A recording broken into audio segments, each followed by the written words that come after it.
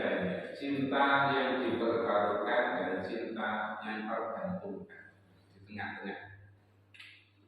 Nanti adik-adik bisa membuka surat Ali Imran ayat ke-14. Ayat ke-14.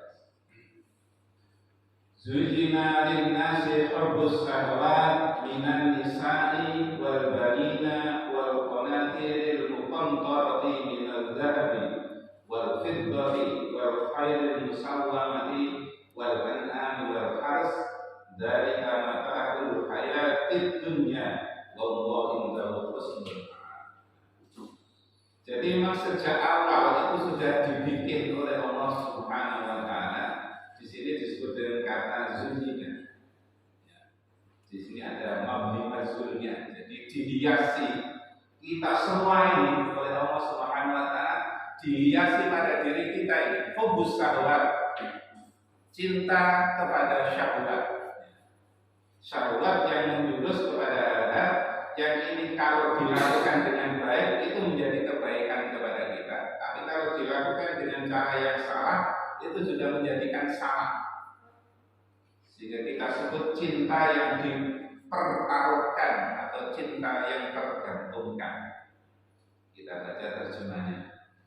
Dijadikan terasa indah dalam pandangan manusia, yakni cinta terhadap apa yang diinginkan berupa perempuan-perempuan, anak-anak, harta benda yang bertumpuk dalam bentuk emas dan perak, kuda pilihan, hewan ternak, sawawadan, itulah kesenangan hidup di dunia dan di sisi Allah tempat kembali yang.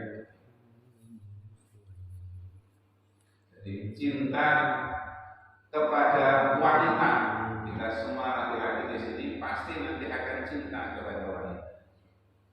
Baik apa tidak baik dia tergantung, tergantung bagaimana merawat cinta itu akan menjadi baik kalau dirawat dengan cara yang baik. Menjadi tidak baik bahkan menjadi hal yang buruk cinta ini apabila dilakukan dengan cara yang salah. Maka Allah kemudian membuat namanya syariat nikah. Syariat nikah. Supaya cintanya kita kepada yang lain, cinta karena beda jenis itu ada nilai ibadahnya dengan cara menikah.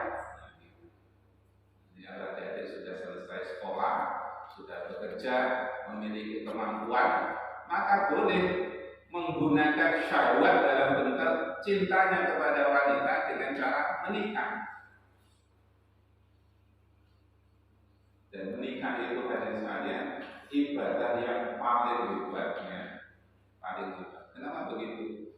Karena waktunya itu tak terhingga sepanjang hubungan suami istri itu masih terus berlangsung. Itu nilainya semuanya ibadah kepada Allah. Bayangkan sholatnya, sholat itu kan barangkali cukup 5-10 menit selesai juga. Jeda nanti kapan baru sholat lagi. Tapi begitu nikah, qabil tu nikah wa tazwijah bil mahril maqbul, seketika itu langsung bernilai ibadah sampai besok kita mati. Bayangkan nilai ibadahnya sangat luar biasa. Jadi sehingga bagaimana merawat cinta yang tergantungkan ini, yang dipertaruhkan ini menjadi nilainya positif. Ini menarik dari terusannya, minan nisa'i wal banin, dan itu anak laki-laki. Jadi zaman dahulu sebelum Islam itu memberikan pencerahan kepada orang-orang Arab, cintanya kepada banin, cintanya kepada anak laki-laki itu di atas segala-galanya. Kalau mereka punya anak perempuan boleh dibunuh, gitu. Beda dengan zamannya Fir'aun. Kalau zamannya Fir'aun, kalau lahir anak laki-laki justru dibunuh karena khawatir akan merongrong kekuasaannya Fir'aun, ya. Dan sudah mimpi menurut hari nujumnya positifnya itu nanti akan lahir anak perempuan, anak laki-laki yang akan menggulingkan kekuasaan Fir'aun, yakni Nabi Musa alaihissalam. Sehingga kalau lahir anak laki-laki dibunuh,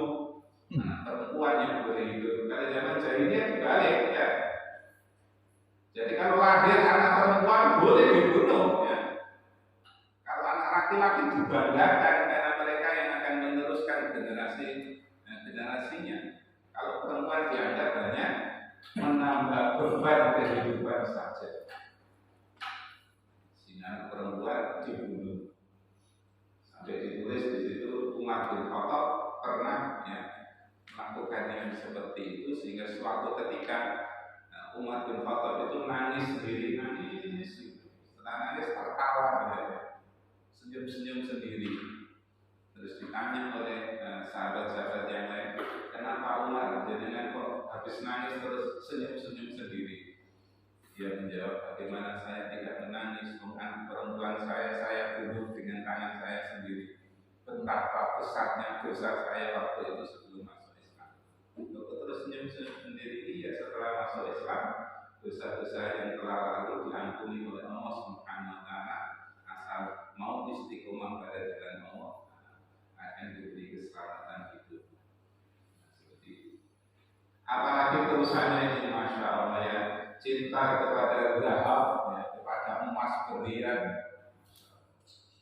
Kemarin saya menikahkan orang di sana di Solo itu, maharnya berapa ya? Bisa menebak kira-kira mas kawinnya berapa? Mas kawinnya 50 juta.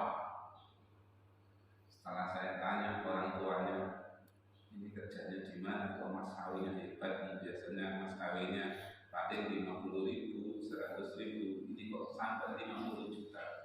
Ternyata kerjanya di Freeport tambang emas lah itu. Jadi Indonesia ini kaya dengan tambang emas ya, kaya dengan tambang emas. Sayang eksploitasinya itu belum sepenuhnya dilakukan oleh orang Indonesia sendiri. Ini pekerjaannya Freeport, mas kawinnya 50 juta, terus ditambah gelang emas. Gelang emasnya 5 gram. Menarik. Cintanya kepada dahab, kepada emas dan seterusnya, sampai kepada sawah dan ladang, cinta kepada kuda ya. Dulu itu kan kuda itu lambang kendaraan yang sudah sangat mewah. Mungkin sekarang kalau disepadankan versi ada Alphard, ada sembarang cinta. Nah, ini yang saya sebut dengan cinta yang tergantungkan, cinta yang dipertaruhkan. Kalau dikelola dengan baik, maka dia akan positif dan memberi manfaat. Tapi kalau dilakukan dengan cara yang salah, juga akan bisa mengakibatkan salah. Demikian saya kira yang bisa kita sampaikan pada kesempatan kali ini, bisa disempurnakan sendiri. Jadi cinta itu ada 3, cinta yang diperintahkan, diharuskan, yang cinta kepada Allah dan cinta kepada Nabi kita Muhammad SAW di atas cinta segala-galanya. Yang kedua, cinta yang terlarang, yakni cinta kepada dunia dan takut kepada mati, yang ini disebut dengan penyakit wamen. Cinta yang ketiga adalah cinta yang tergantung, bagaimana kita memanfaatkan kalau untuk kebaikan dia akan jadi baik, dan kalau dilakukan dengan cara yang salah dia juga akan menjadi salah. Demikian mudah-mudahan bermanfaat. Kita tutup dengan bacaan kafaratul majlis. Subhanallah alhamdulillah asyhadu an la ilaha illa anta astaghfiruka wa atubu ilaik. Walhamdulillahirabbil alamin. Assalamualaikum warahmatullahi wabarakatuh. Waalaikumsalam warahmatullahi wabarakatuh.